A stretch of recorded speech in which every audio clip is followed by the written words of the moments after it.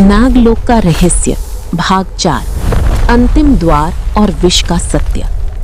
गुफा के भीतर गूंजती हुई रहस्यमयी आवाज धीरे धीरे शांत हो गई थी, लेकिन अर्जुन के दिल की धड़कनें अब भी तेज थीं।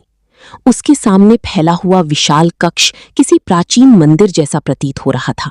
दीवारों पर उकेरी गई नागों की आकृतियां मानो जीवित हों और उसे घूर रही हों। तो तुम यहां तक पहुंच ही गए। एक भारी गूंजती हुई आवाज फिर से गूंजी। अर्जुन ने तुरंत अपने हाथ में पकड़ी तलवार को कस लिया। कौन हो तुम? सामने आओ, उसने दृढ़ता से कहा। धीरे धीरे अंधेरे के बीच से एक विशाल आकृति उभरने लगी। वो एक आधा मानव आधा नाग प्राणी था। उसकी आंखें चमक रही थीं और उसके सिर पर एक मुकुट जैसा सर्पाकार ताज था। मैं हूं नागलोक का रक्षक, वासुकी का दूत, उसने गर्व से कहा। अर्जुन ने गहरी सांस ली। मैं यहां सत्य जानने आया हूं। मेरे गांव में जो रहस्यमयी घटनाएं हो रही हैं, उनका कारण क्या है? क्यों लोग गायब हो रहे हैं? नागदूत की आंखों में एक अजीब सी चमक उभरी। तुम्हें लगता है कि ये सब नागलोक का कार्य है? तुम मनुष्य हमेशा दूसरों को दोष देते हो। तो फिर सच्चाई क्या है? अर्जुन ने जोर से पूछा। नागदूत कुछ पल चुप रहा, फिर बोला, सच्चाई जानने के लिए तुम्हें अंतिम द्वार पार करना होगा। लेकिन याद रखना, जो भी वहां देखोगी वो तुम्हारी जीवन को हमेशा के लिए बदल देगा। अर्जुन बिना डरे आगे बढ़ा। उसके भीतर अब सिर्फ एक ही जिज्ञासा थी, सत्य। अंतिम द्वार। कक्ष के अंत में एक विशाल द्वार था, जिस पर सर्पों की जटिल नक्काशी बनी हुई थी। जैसे ही अर्जुन उसके पास पहुंचा, द्वार अपने आप खुलने लगा। अंदर एक अलग ही दुनिया थी। ये नागलोक का हृदय था। चारों ओर चमकते हुए रत्न, बहती हुई नीली रोशनी और सैकड़ों नाग, जो मानव रूप और नाग रूप के बीच बदलते रहते थे। ये दृश्य अद्भुत भी था और भयावह भी। अचानक एक मधुर लेकिन शक्तिशाली आवाज गूंजी। स्वागत है अर्जुन। अर्जुन ने ऊपर देखा। एक सिंहासन पर बैठी हुई एक अद्भुत सुंदरी थी। उसकी आंखें सर्प जैसी थीं और उसके बालों में छोटी छोटी नाग लिपटी हुई थी। मैं हूं नागलोक की रानी, नागमाया। अर्जुन ने सिर झुकाया। महारानी, मैं यहां अपने गांव के लोगों को बचाने आया हूं। कृपया मुझे सच बताइए। नागमाया ने हल्की मुस्कान दी। सच हमेशा उतना सरल नहीं होता जितना तुम सोचती हो अर्जुन। रहस्य का खुलासा। नागमाया ने अपने हाथ को हवा में लहराया और अचानक अर्जुन के सामने एक दृश्य उभर आया, जैसे कोई स्मृति हो।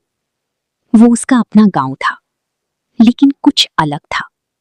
गांव के कुछ लोग एक गुप्त अनुष्ठान कर रही थी। उनके सामने एक प्राचीन मूर्ति थी, जो नागों की ऊर्जा को नियंत्रित करने के लिए बनाई गई थी। ये क्या है? अर्जुन ने हैरानी से पूछा। ये है तुम्हारी गांव का असली चेहरा, नागमाया ने कहा। सदियों पहले तुम्हारे पूर्वजों ने नागलोक से शक्ति चुराने की कोशिश की थी। उन्होंने नागों की ऊर्जा को बांधने के लिए इस मूर्ति का निर्माण किया, लेकिन हर शक्ति की एक कीमत होती है।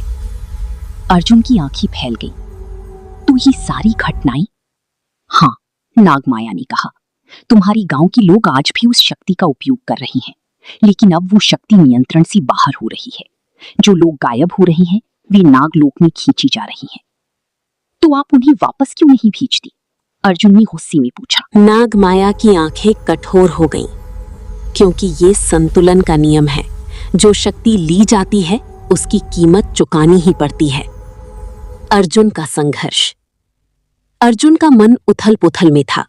उसका अपना गांव, जिसे वह हमेशा निर्दोष मानता था, वह इस सब का कारण था।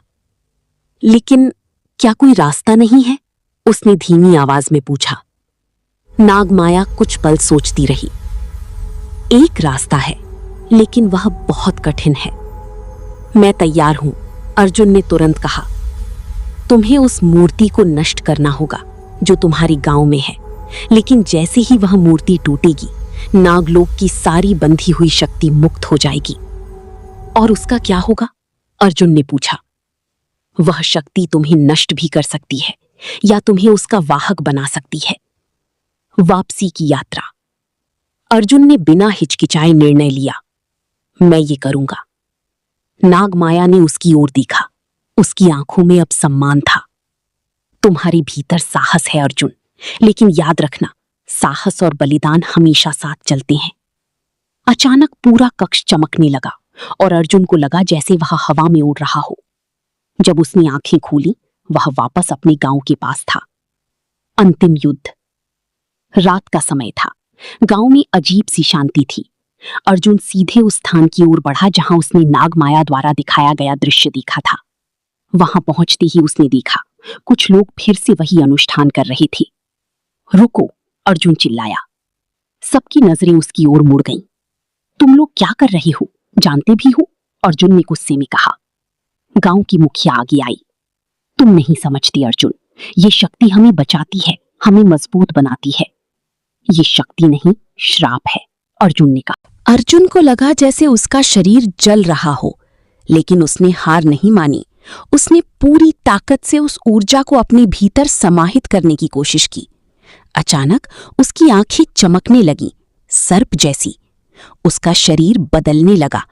वो अब सिर्फ एक मनुष्य नहीं था, वो बन चुका था नाग शक्ति का वाहक। नया आरंभ। जब सब शांत हुआ, गांव के लोग स्तब्ध खड़े थे। अर्जुन धीरे धीरे उठा। उसकी आंखों में अब एक नई शक्ति थी और एक नई जिम्मेदारी।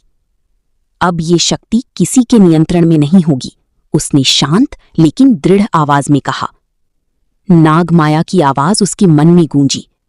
तुमने संतुलन बहाल कर दिया है अर्जुन। अर्जुन ने आकाश की ओर देखा। अब उसकी यात्रा खत्म नहीं हुई थी, बल्कि एक नई शुरुआत हुई थी।